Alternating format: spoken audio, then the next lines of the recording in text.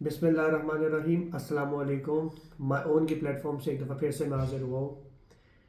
आजकल बड़े हालात ऊपर नीचे हुए हुए हैं, हर बंदा परेशान है कि पाक भारत जंग का क्या बनेगा, सीज़ फायर का अब जो कह रही है वो होगा नहीं होगा, क्या मामला आएंगे और उनकी वजह से क्या क्या चीज़ें इफ़ेक्ट हुई हैं, मुतासर हुई हैं। देखिए, इसमें पहली बात तो ये है कि अगर मैं जंग की बात करूँ तो जंग होने के चांसेस बहुत कम है। आप लोगों को लग रहा है कि बहुत ज़्यादा चांसेस है, लेकिन बहुत कम है। उसकी रीज़न बताता हूँ। रीज़न ये है कि ये सिर्फ पाकिस्तान इंडिया की जंग नहीं होगी, ये फिर होगी वर्ल्ड वॉर, और ये फिर वर्ल्ड वॉर 3 हो जाएगी। अब जितनी टेक्नोलॉजी और सब चीज़ें आ चुकी हैं तो ये वर्ल्ड वॉर के साथ साथ ये बायो वॉर होगी। अगर हम पहले की बात करें कि आज इतने साल पहले हिरोशिमा और नागासाकी में एटम बम गिरा था, आज तक उधर क्या हालात है। तो अब जो वॉर होगी उसमें तो सब कुछ ख़त्म, तबाह बर्बाद, फिनिश हो जाएगा। तो इन सिचुएशंस में जंग कोई भी नहीं करेगा, क्योंकि अगर जंग हुई तो सारी कंट्रीज जो है वो एक दूसरे का साथी बन जाएंगी और फिर वो वर्ल्ड वॉर हो जाएगी, जिसकी वजह से बड़ा नुकसान होंगे। तो जंग का अल्हम्दुलिल्लाह चांसेस नहीं है। लेकिन अभी ये जो 5-7 दिन में जो भी मामला हुए, इंडिया ने हमला किया, फिर हमने हमला किया, तो उसकी वजह से जो चीज़ें मुतासर हुई उसमें जो सबसे पहली चीज़ जो मुतासर हुई है वो हुई है Pakistan stock exchange, stock market.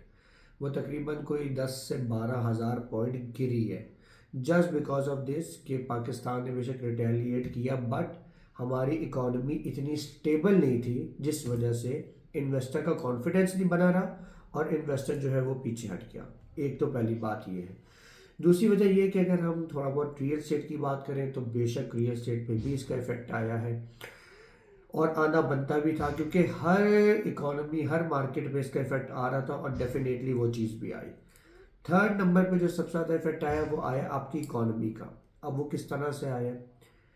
हर मुल्क की इकोनॉमी उस तरह से अच्छे चलती है जब तक उस इकोनॉमी के अंदर, मतलब उस मुल्क के अंदर, वो सारे मैक्सिमम एसेट्स या मैक्सिमम जो आपके एसेट्स में, जैसे मैं कहूँ गोल्ड, सिल्वर, आपके डॉलर्स, करेंसीज हो गई, आपका फॉरेन इन्वेस्टर का बहुत सारा पैसा, ये चीज़ें बहुत इम्पेक्ट करती हैं। अब हुआ ये कि जब ये जंग के हालात और सारा कुछ था तो लोगों ने क्या किया कि जैसे हमेशा से है कि जी गोल्ड पैक बुक किया, लेके और लेके निकल गए, गोल्ड लेके निकल गए, करेंसीज लेके निकल गए, सब चीज़ें लेके निकल गए। इसकी वजह से आपकी इकॉनमी पे भी एक इफेक्ट आया है। बट वही बात अगेन मैं कहूँगा कि किसी भी मुल्क की इकॉनमी तब अच्छे से चलती है जब वहाँ पर फॉरेन इन्वेस्टर होता है। फॉर एग्जांपल, अगर मैं दुबई की रियल एस्टेट की बात करूँ तो दुबई की रियल एस्टेट क्यों इतनी बूम पे है? क्योंकि उधर पूरी दुनिया से पैसा लग रहा है, पैसा आ रहा है पूरी दुनिया से। सबसे ज़्यादा ज़रूरी बात ये है, इसी वजह से जब डोनाल्ड ट्रंप आया तो उसके डिसीजन पे सारा कुछ था कि अगर तो जंग रुक जाती है रशिया और यूक्रेन वाली, तो दुबई की रियल एस्टेट गिरने का चांसेस था, क्योंकि मैक्सिमम दुबई में जो इन्वेस्टमेंट है वो उन लोगों की है और उन लोगों ने अपना पैसा वापस खींच लेना था।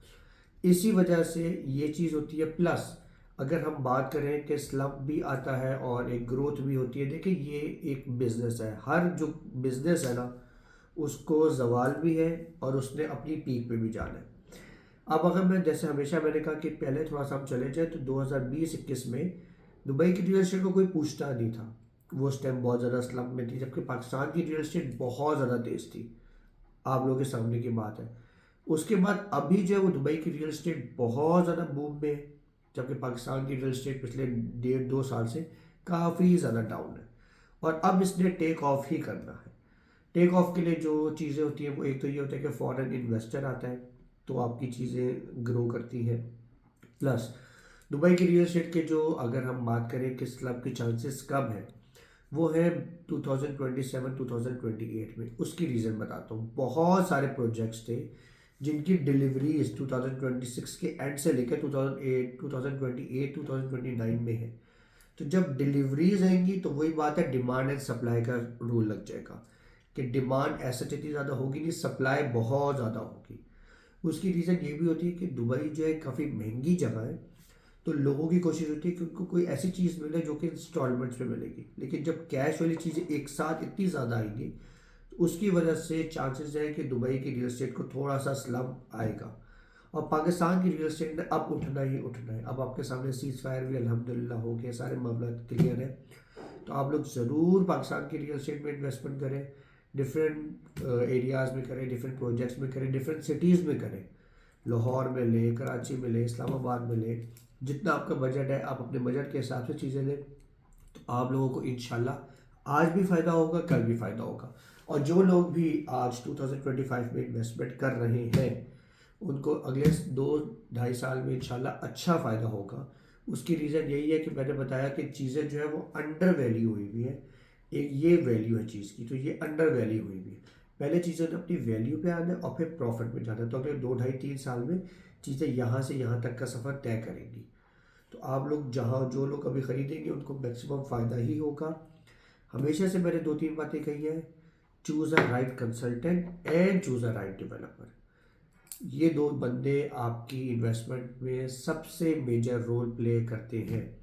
डॉक्यूमेंटेशन के हिसाब से हो, डेवलपर हिस्ट्री के हिसाब से हो। एक दो पॉइंट्स में और रखना चाहूँगा। लोग कहते हैं कि जी हाँ जी, डेवलपर की हिस्ट्री तो है बहुत अच्छी। देखिए, हिस्ट्री होना इम्पोर्टेंट नहीं है, गुड हिस्ट्री होना इम्पोर्टेंट है। एक डेवलपर है, अगर उसकी एक हिस्ट्री है भी तो पता चले वो डिलीवरीज बहुत लेट करता रहा है, लोगों को तंग करता रहा है, आज तक वो तंग कर रहा है, लेकिन उसका नाम बहुत बड़ा है। तो हम इस बेस पे क्या कहेंगे कि उसकी हिस्ट्री है लेकिन गुड हिस्ट्री नहीं है। तो गुड हिस्ट्री होना is very important in this field. So, what are you waiting for? Contact my own for further details and for further information. Thank you.